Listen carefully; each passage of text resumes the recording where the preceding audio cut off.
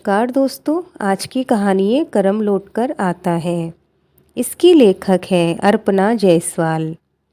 यह एक राज की बात है और अभी तक हमने इसे पारुल से छुपाकर रखा है।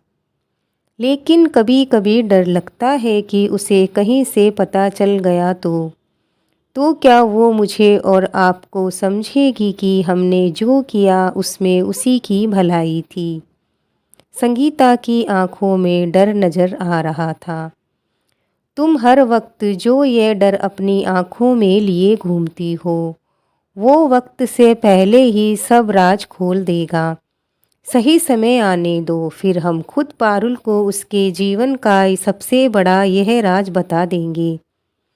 तब तक के लिए तुम खुद को संभालो। रजनीश ने संगीता के कंधे पर हाथ रखकर उसे शांत रहने को कहा।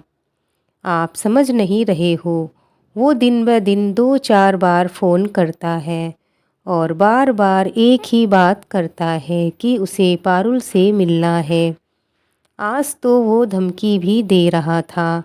अभी तो उसे पता नहीं है कि पारुल कहाँ है, लेकिन अगर उसने पता कर लिया तो उसने सब बता दिया तो हमारी तपस्या बेकार हो जाएगी। संगीता की आवाज़ अभी भी कांप रही थी। अपनी परवरिश पर भरोसा रखो, वो कल आ रही है, फिर हम उसे सब बता देंगे। रजनीश ने चश्मा ठीक किया और फिर कमरे से बाहर चला गया। संगीता बेड के साइड टेबल पर पड़ी एक फ़ोटो फ्रेम उठाती है। उसमें वो रजनीश और 2 बच्चे, एक लड़का और एक लड़की भी गले लगकर खड़े थे। संगीता दोनों बच्चों के ऊपर हाथ फेरती है और फिर लड़की के गालों को सहलाते हुए बोलती है, मुझे नहीं पता कि तुम कैसे रिएक्ट करोगी जब तुम्हें पता चलेगा कि मैं तुम्हारी मम्मी नहीं मामी हूँ और यह मामा और बंटी तेरा कज़न है। लेकिन मेरा भगवान जानता है कि मैंने हमेशा तुम्हें अपनी ही बेटी समझा और कभी ख्याल में भी ये याद नहीं था कि मैं मामी हूँ। लेकिन कुछ दिनों से वो आदमी कॉल करके मुझे ये एहसास करा रहा है कि मैं और रजनीश मामा मामी हैं और वो तुम्हारा पापा है। संगीता की ननद दीपा की शादीशुदा जिंदगी में बहुत परेशानियां थी, लेकिन फिर भी दीपा सब कुछ सह रही थी। शादी के 5 साल बीत जाने पर भी बच्चा न होने के कारण पति मनीष और उसकी सास उसे बहुत सता रहे थे। बात यहाँ तक पहुँच गई कि मनीष दूसरी शादी करने के लिए भी तैयार हो गया था। लेकिन शायद किस्मत को रहम आ गया और दीपा ने एक दिन खुशखबरी सुना ही दी। सभी बहुत खुश हुए, लेकिन यह खुशी सिर्फ 3 महीने तक की थी। जब दीपा ने सास को मनीष से ये कहते सुना कि डॉक्टर के पास ले जाकर लिंग परीक्षण कराओ, अगर लड़की हुई तो उसे वहीं गिरवा देना।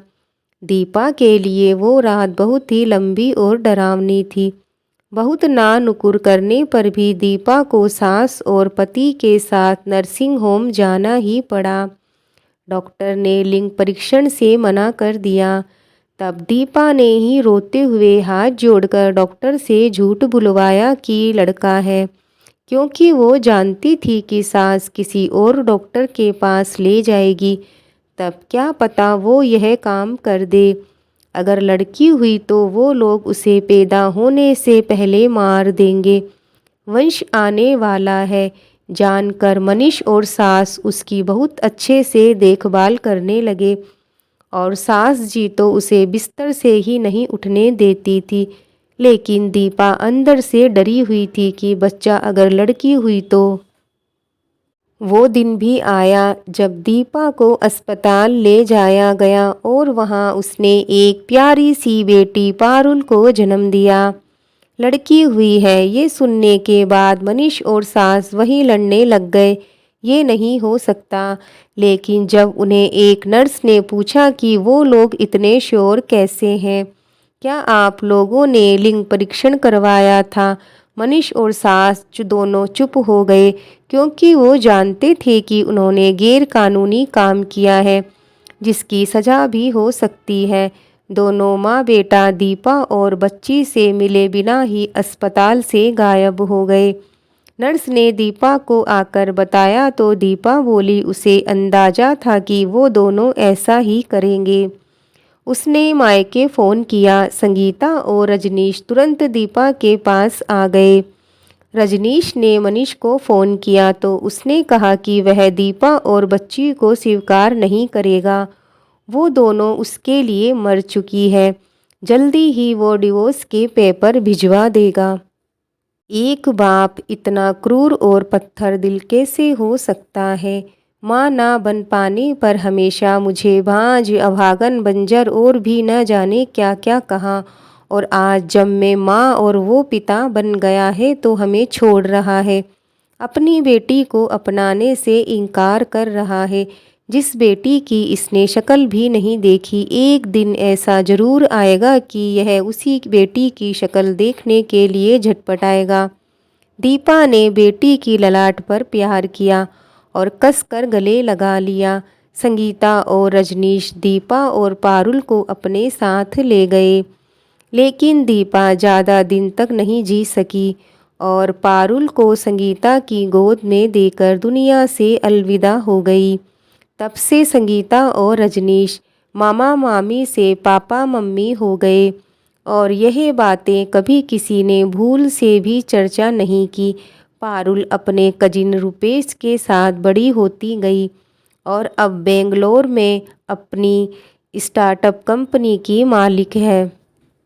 इधर पिछले कुछ दिनों से अचानक मनीष रोज संगीता को फ़ोन कर रहा है कि उसे अपनी बेटी से मिलना है। उससे मिलकर बताना चाहता है कि उसका बाप रजनीश नहीं वो है और वो जिंदा है। इसीलिए संगीता डरी हुई है, लेकिन रजनीश ने उसे आश्वासन दिया कि सब ठीक होगा, तुम चिंता मत करो। पारुल के घर आने पर संगीता और रजनीश उसे सब सच बता देते हैं और उसके ऊपर ये फैसला छोड़ते हैं कि वो अपने पापा से मिलना चाहती है या नहीं। मनीष का एक बार फिर संगीता को फ़ोन आता है। मैं जानता हूँ कि मेरी बेटी आ गई है, अब मैं उससे मिलकर ही रहूँगा। पारुल संगीता से कहती है कि बोल दीजिए, मैं मिलने को तैयार हूँ, कहाँ मिलना है। मनीष के बताए पते पर जब वो लोग पहुँचते हैं तो देखकर आश्चर्यचकित रह जाते हैं। मनीष बेड पर लेटा हुआ है और पास ही दवाइयों का भंडार लगा हुआ है। पारुल को देखते ही मनीष उसे गले लगाने के लिए आगे बढ़ता है तो पारुल उसे हाथ के इशारे से वहीं रुकने को बोलती है और पूछती है कि इतने सालों बाद अचानक आपको मेरी याद क्यों आई। बेटा, मैं बहुत अकेला हो गया हूँ, बहुत बीमार हूँ। तुम्हारे भाई मुझे यहाँ अकेला छोड़कर अपने परिवार के साथ विदेश में बस गए हैं। किसी ने कहा है कि अगर मेरी बेटी होती तो वह मेरी देखभाल ज़रूर करती। तब मैंने उसे गर्व से कहा कि मेरी भी एक बेटी है और अब मेरी वही बेटी मेरी देखभाल करेगी। अब तुम आ गई हो, फिर बताओ कब मैं तुम्हारे साथ रहने चलूं। मनीष बात करते हुए बहुत उत्साहित होकर बोला। कर्म, आपने कर्म का नाम सुना है मिस्टर मनीष जी। आज आपको उस बेटी की याद और ज़रूरत महसूस हुई जिसकी शक्ल भी आपने नहीं देखी। आप मुझे उसी दिन मार देते अगर आपको पता चलता कि माँ के पेट में यानी लड़की है। जिन बेटों के लिए आपने मुझे और मेरी माँ को छोड़ दिया, उन्हीं ने आपको छोड़ दिया है। अब इसी को कर्म कहते हैं।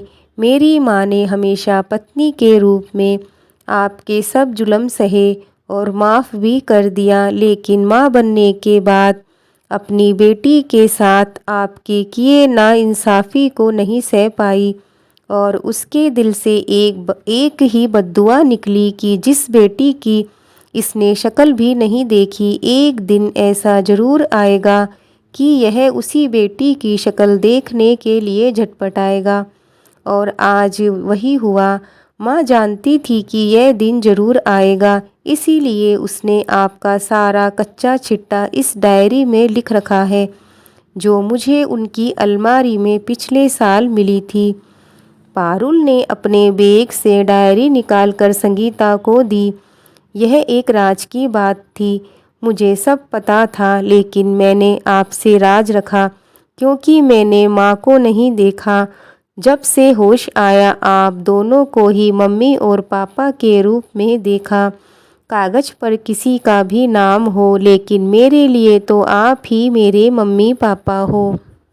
उम्मीद है कि आपको ज़िंदगी का सबक मिल गया होगा मनीष जी, और यह भी समझ आ गया होगा कि मैं आपकी बेटी नहीं हूँ, और आगे से अगर मेरे मम्मी पापा को फ़ोन करके परेशान किया तो पुलिस में कंप्लेंट कर दूँगी। पारुल ने गुस्से से मनीष को देखते हुए कहा, और फिर वो वहाँ से अपने मम्मी पापा के साथ अपने घर चली गई। दोस्तों, अगर आपको आज की कहानी पसंद आई हो तो लाइक और कमेंट ज़रूर करें। मिलते हैं और एक नई कहानी के साथ।